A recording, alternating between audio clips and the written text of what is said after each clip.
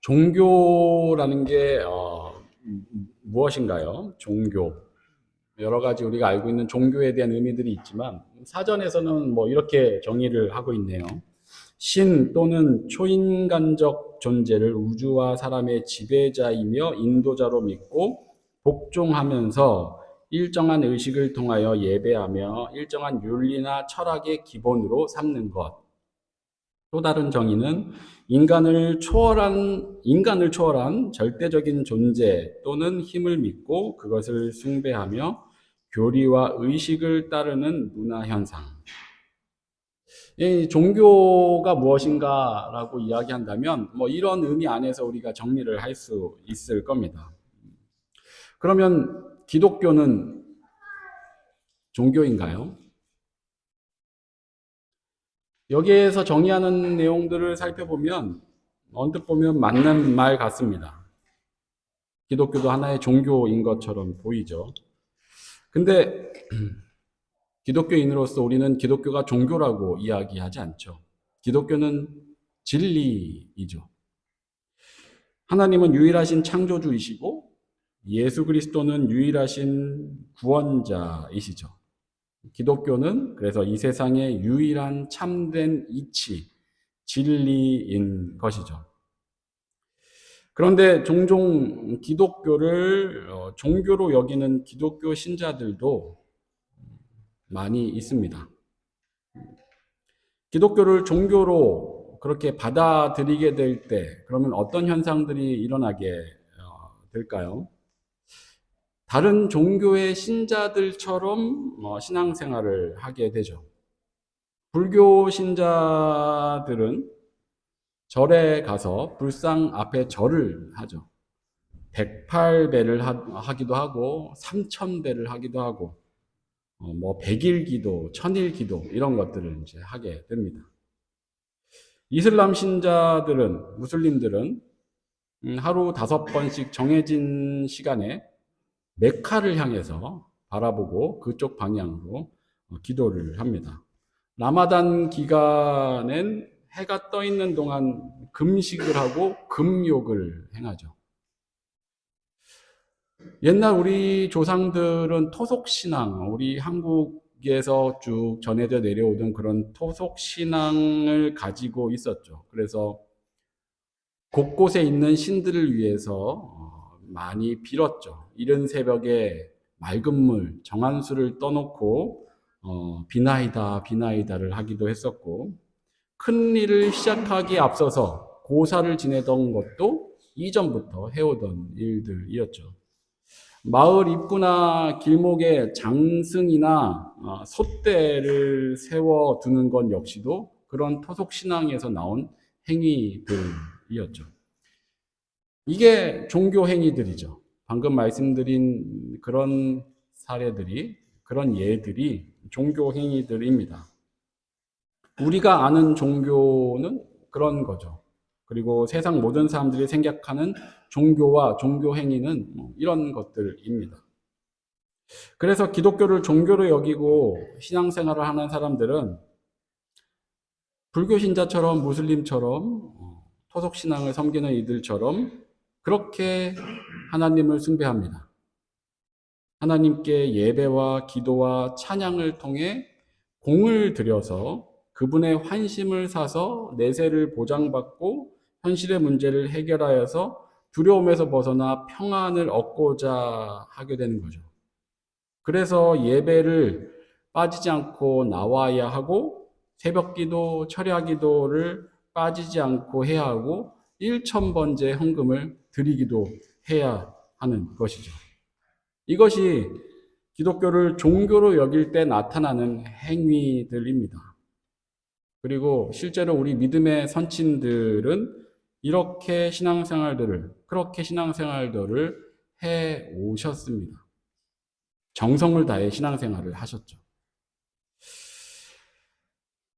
그럼 우리 믿음의 선친들의 그런 모든 신앙의 행위들, 그렇게 해오던 모든 것들을 다 잘못되었다고 이야기할 수 있을까요? 아니요. 예배를 드리고 새벽 기도를 하고 헌금을 열심히 드리는 게 어째서 잘못이겠습니까? 그 행위의 형식이나 모양, 정성, 사실 그것은 문제가 되는 것이 아니죠. 문제가 되는 것은 그 행위의 동기인 것이죠. 어떤 동기로 예배를 드렸느냐가, 어떤 동기로 그 행위를 했느냐가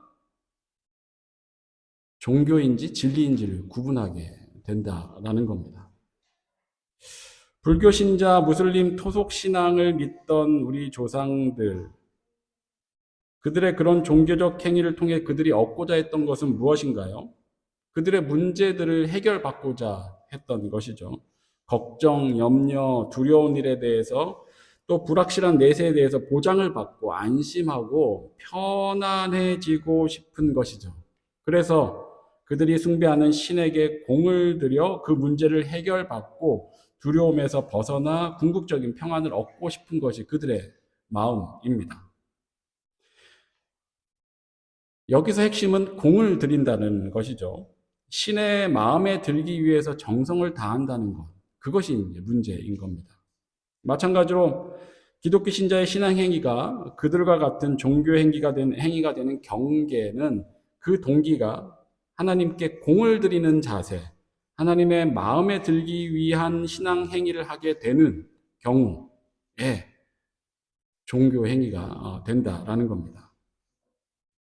기독교인은 하나님께 잘 보여서 그분의 마음에 들어서 우리가 원하는 것을 얻으려고 하는 그런 종교 행위를 하는 자들이 아닙니다. 불확실한 현실과 미래의 염려, 걱정, 두려움을 해결하기 위해 하나님의 마음을 사서 궁극적인 평안을 얻고자 하는 자들이 아니라는 거죠. 특히 구원을 받기 위해, 천국을 가기 위해 하나님께 정성과 공을 들이는 그런 존재들이 더욱 아니라는 겁니다.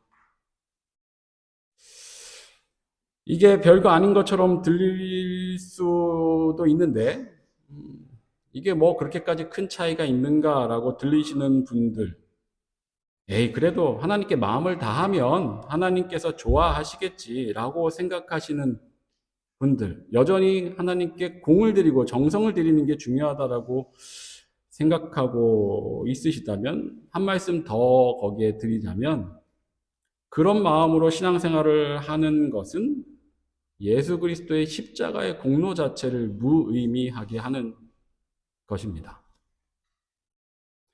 생각보다 심각한 거죠. 왜 그런가요? 하나님은 예수 그리스도를 통해 우리에게 이미 모든 것을 다 주셨습니다. 우리에게 필요한 모든 것을 다 주셨습니다. 오늘 본문 두 구절에서 두 가지를 주셨다라고 이야기하고 있습니다. 26절에서 성령을 주셨고 27절에서 평안을 주셨습니다. 성령을 주셨다는 것은 삼위 하나님 자신을 우리에게 주셨다는 것이고, 평안을 주셨다는 것은 이 땅의 모든 종교인들이 얻고 싶어하는 궁극적인 목표, 그것을 이미 주셨다는 것입니다. 어떤 대가를 바라고 주셨습니까? 무언가를 하면 주겠다고 하셨습니까? 예배를 1000번 드리고 헌금을 1000번 하면 주겠다고 하셨습니까? 그렇지 않죠. 아무 대가 없이, 아무 조건 없이 주셨습니다. 게다가 나중에 주겠다고 하신 것도 아니고 오늘 본문에 따르면 주노라라고 하시면서 이미 주셨습니다. 2000년 전 제자들에게 하신 말씀입니다. 오늘 본문의 말씀이. 그러니 이미 우리들에게 실현된 것은 당연한 말씀인 것이죠. 하나님 당신을 주신 것은 이미 구원을 주신 것을 전제하신 것이고, 이 땅의 사람들이 절대 해결하지 못하는 마음의 평안까지 우리 가운데 주셨다라고 말씀하고 계신 겁니다. 그러면 다 주신 겁니다. 그러니 그런 하나님께, 우리에게 이미 모든 걸 자신까지 내어주신 그 하나님께 잘 보여서 무언가를 받고자 한다는 것은 신앙생활을 잘못해도 너무 잘못하고 있는 것이고, 하나님을 잘못 알아도 너무 잘못 아는 것입니다. 오히려 고민해야 하는 부분은 이것이죠. 주셨다는데 왜 나는 그걸 못 느끼고 못 누리고 있는가? 차라리 이 고민이 있어야 합니다. 나의 고민이, 신앙생활의 고민이 이것으로, 이 방향으로 전환되어야 비로소 우리의 신앙생활이 하나님께서 바라시는 바른 방향으로 들어설 수 있게 됩니다. 성령을 주셨다고 하셨고 평안을 주셨다고 말씀합니다. 누군가는 이것들을 분명히 누리지만 누군가는 누리지 못할 때가 많이 있습니다. 나는 왜 성령을 주셨다는 그 임재를 느끼지 못하고 왜 주셨다는 그 평안을 누리지 못하고 있는가? 오늘 본문이 그런 면에서 우리에게 답을 줍니다. 오늘 본문은 지지난 주일 본문과 세족식 본문, 그 본문에서 이어서 지난주일 본문과 계속해서 같은 시간, 같은 장소에서 일어나고 있는 일이고 예수님의 가르침입니다. 예수님은 마지막 유언처럼 세족식을 통해서 가르침을 주셨고 지난주일 말씀에서는 두려워 근심하는 제자들에게 예수님의 어떻게 끝까지 그들을 사랑하고 계셨는지를 그 말씀 가운데서 우리가 살펴보게 되었고 그들을 그래서 안심시켜 주시듯이 우리에게도 그 사랑 안에서 안심하고 근심하지 않길 바라신다는 걸 우리가 말씀을 통해 살펴보았습니다. 그리고 이어서 말씀하시는 내용들이 그들 가운데 보내주실 성령님에 대한 이야기를 지난주일 본문 이후에 하시게 됩니다. 그리고 오늘 본문은 그 성령님에 대한 내용의 끝부분에 해당합니다. 26절에서 이렇게 말씀합니다. 보혜사 곧 아버지께서 내 이름으로 보내실 성령 그가 너희에게 모든 것을 가르치고 내가 너희에게 말한 모든 것을 생각나게 하리라. 오늘 본문 앞에서도 성령님을 보내시겠다는 말씀을 이미 하셨습니다. 16절, 17절에 내가 아버지께 구하겠으니 그가 또 다른 보혜사를 너희에게 주사 영원토록 너희와 함께 있게 하리니 그는 진리의 영이라 세상은 능히 그를 받지 못하나니 이는 그를 보지도 못하고 알지도 못함이라. 그러나 너희는 그를 아나니 그는 너희와 함께 거하시며 또 너희 속에 계시겠음이라. 성령을 보내주시겠다라는 말씀이고 세상이 그를 보지 못하고 깨닫지도 못할 것이다. 하지만 너희 속에 그 성령님이 계실 것이다. 그리고 그분이 내가 말한 모든 것을 기억나고 깨닫게 해줄 거다라는 말씀들을 이렇게 쭉 하셨습니다. 하지만 당시에 이 이야기를 직접 그 앞에서 듣고 있던 제자들은 이 말씀을 온전히 이해하지 못하고 있었죠. 그러다가 예수님께서 죽으시고 부활하시고 승천하시고 오순절 사도행전 2장에 나타나는 오순절 성령 강림 사건, 오순절 때 성령님이 그들 가운데 임하셨을 때 비로소 이 말씀의 의미들을 그들이 온전히 이제 깨닫게 되었습니다.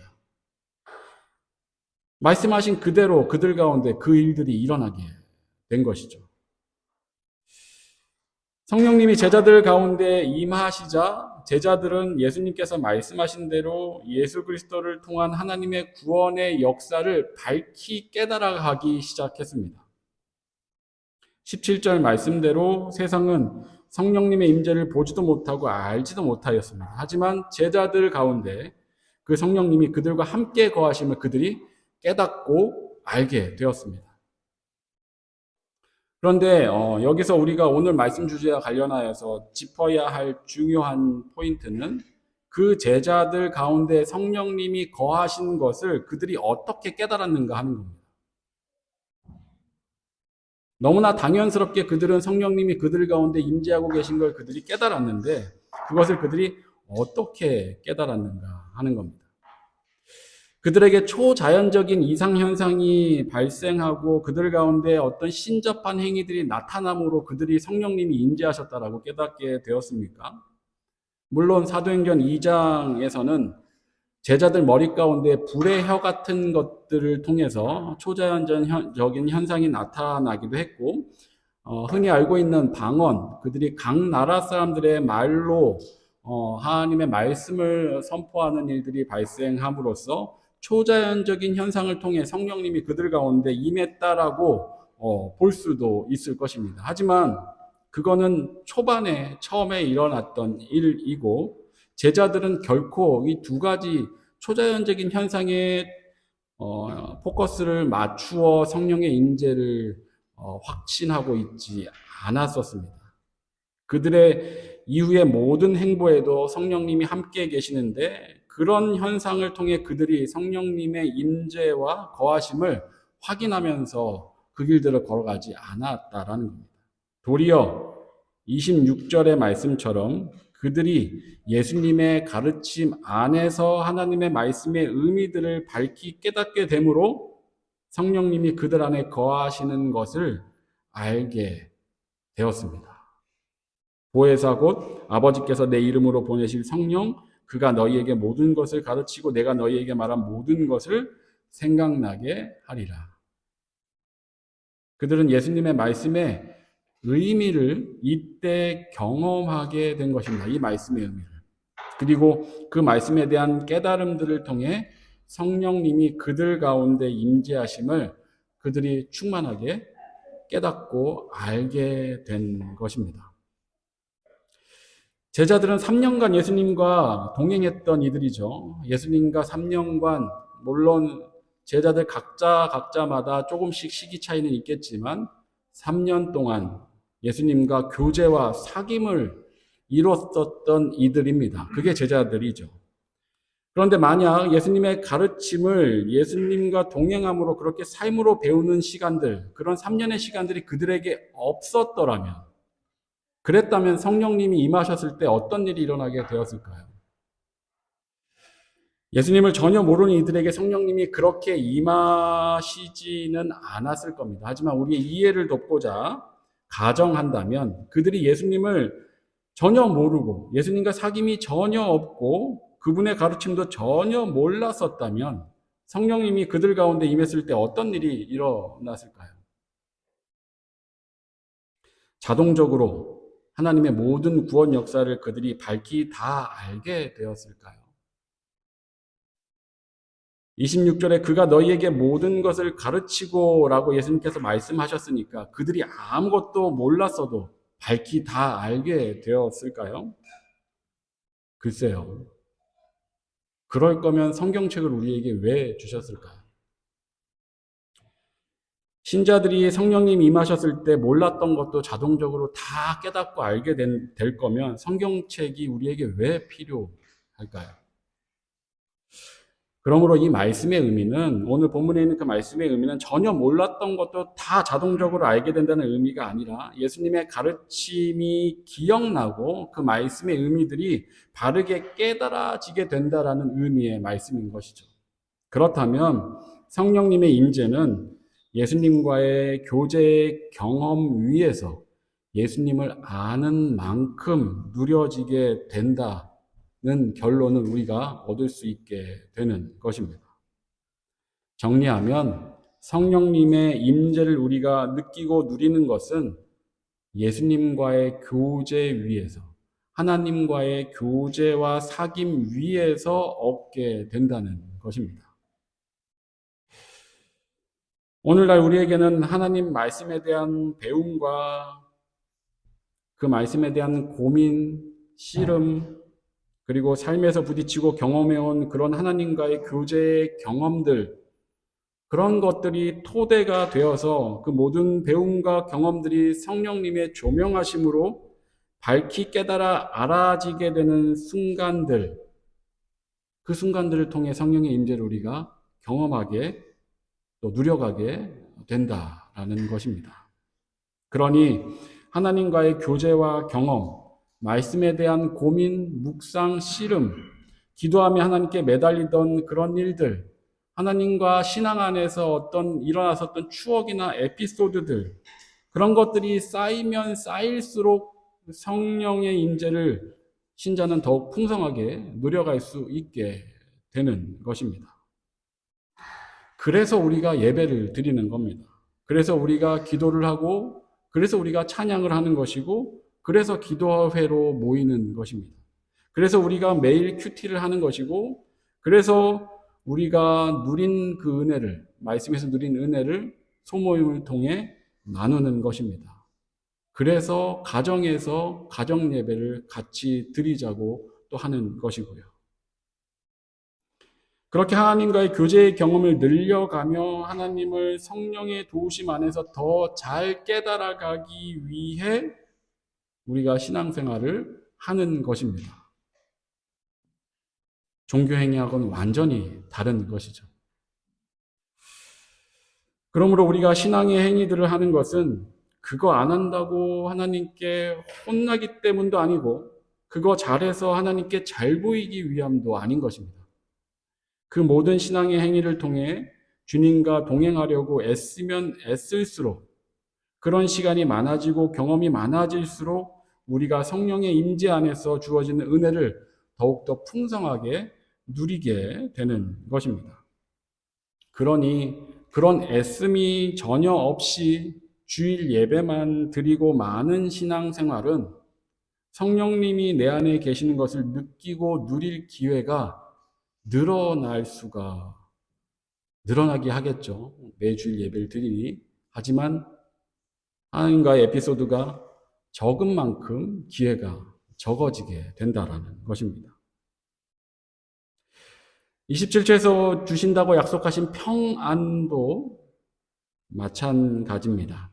오순절 성령 강림 사건 이후 제자들은 이전에 예수님께서 잡히실 때처럼 이제 성령님이 그들 가운데 임하신 이후에는 예수님이 잡히실 때처럼 그런 모습으로 사역을 해나가지 않았습니다. 뒤로 물러서거나 도망치는 길을 제자들이 선택하지 않았습니다. 당시 종교 지도자들이 제자들을 협박하고 혹은 그들 중 일부를 옥에 가두는 일이 있었음에도 불구하고 그 앞에서 절대 그들이 굴복하지 않았습니다. 그들은 어떤 상황에서도 마땅히 그들이 해야 할 바른 말을 주저하지 않고 하였습니다. 오순절 성령 강림 사건 이후에 달라진 모습입니다. 그들이 어떻게 이렇게 달라졌습니까? 그들 가운데 성령님이 임재하시니 겁이 없어진 것인가요? 그들 가운데 성령님이 임재하셔서 훨씬 더 용감해지고 담대해진 것인가요? 이것도 틀린 말은 아닐 것입니다. 하지만 더 정확히 이야기하면 그들이 예수님의 평안을 얻었기 때문입니다.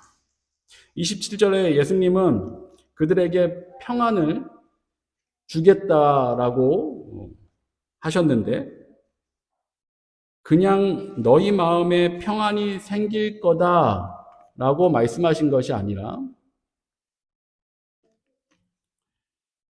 나의 평안을 너희에게 주노라라고 말씀하셨습니다.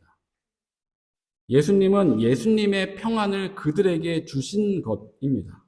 그리고 그것은 세상이 주는 것과 같지 않다라고 하셨습니다. 평안을 너희에게 끼치노니 곧 나의 평안을 너희에게 주노라. 내가 너희에게 주는 것은 세상이 주는 것과 같지 아니하니라. 너희는 마음에 근심하지도 말고 두려워하지도 말라.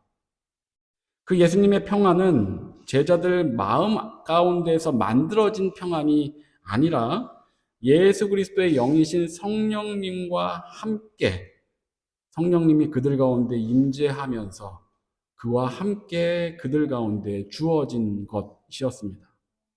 이처럼 하나님 당신이 직접 제자들 가운데 임하시니 하나님만이 가지고 계신 그 평안이 그들 마음에 충만해지게 된 것입니다.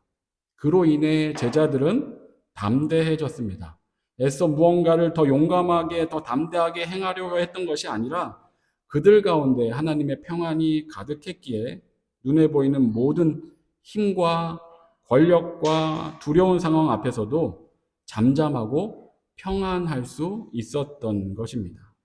결국 그 평안은 성령님을 통해 그들에게 주어진 것입니다.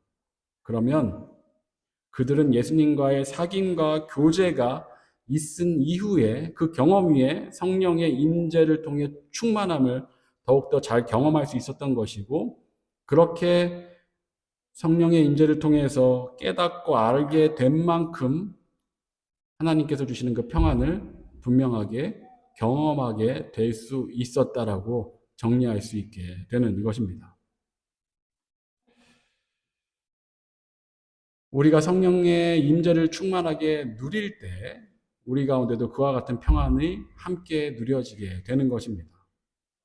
예수님에 대한 경험, 하나님과의 사귐과 교제가 없기 때문에 우리 가운데 주어진 성령의 임재를 깨닫지 못하고 그렇기 때문에 눈앞에 보이는 것들에 우리가 불안해하게 되는 것입니다. 물론 인간이기 때문에 타락한 인간으로서 죽을 때까지 그 두려움을 완전히 이기진 못하겠지만 우리 가운데 성령의 임재를 통해서 내가 하나님을 경험하고 경험한 만큼 예수님을 아는 만큼 성령의 임재를 충만하게 누려가게 되면 예수님의 그 평안이 나의 마음을 더욱더 온전히 지배하게 되고 내 눈앞에 보이는 것들로부터 더욱더 담대해질 수 있는 것이 바로 우리들 기독교인인 것입니다. 오늘 본문 말씀은 이것을 우리에게 분명히 가르쳐 주고 있습니다.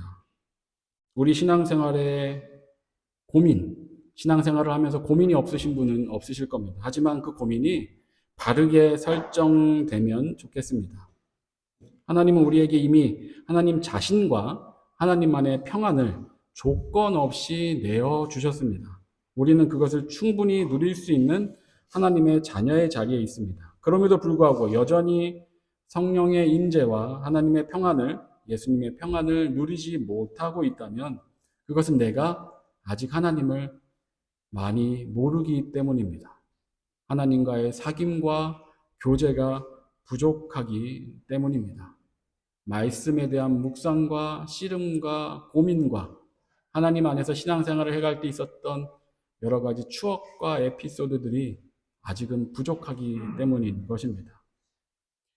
하나님은 우리와 교제하기를 원하십니다. 말씀과 기도와 예배와 삶의 경험들을 통해 우리는 그렇게 하나님을 만나고 그분과 동행해 가야 합니다. 그리고 그렇게 하루하루 하나님과 함께 살아가려고 애쓸 때 당장은 눈앞에 아무 일이 일어나지 않는 것 같다 할지라도 그 경험들이 쌓이면 쌓일수록 성령의 임재를 더욱더 우리는 충만하게 경험해 갈 수 있게 되고 그와 동시에 예수님께서 주시는 그 평안이 우리 마음 깊은 곳에서부터 누려져 가게 될 것입니다. 이것이 우리가 누릴 수 있는 이 땅에서 우리에게 주어진 가장 귀한 선물입니다. 그 은혜를 더욱 풍성히 경험해가는 저와 여러분 되시길 진심으로 축원합니다. 기도하겠습니다. 사랑과 은혜가 충만하신 하나님 아버지, 오늘도 우리가 주님 말씀 앞에 서게 하여 주시니 참으로 감사합니다. 예배와 찬양과 기도, 그리고 말씀 묵상과 공동체 신앙생활을 통해 하나님과의 사귐을 늘 이어가는 그런 우리가 되게 하여 주시옵소서. 이것은 하나님을 인격적으로 만나 그분과 교제하기 위함이고 이를 통해 성령의 충만한 임재와 예수님의 평안을 더욱 풍성히 누리기 위함임을 우리가 바르게 깨닫게 하여 주시고 그 은혜를 경험하면 할수록 하나님을 그렇게 더욱더 잘 알아가며 그 은혜 안에서 하나님을 더욱더 사랑해 갈 수 있는 우리가 되게 하여 주시옵소서. 감사를 드리며 예수 그리스도 이름으로 기도합니다. 아멘.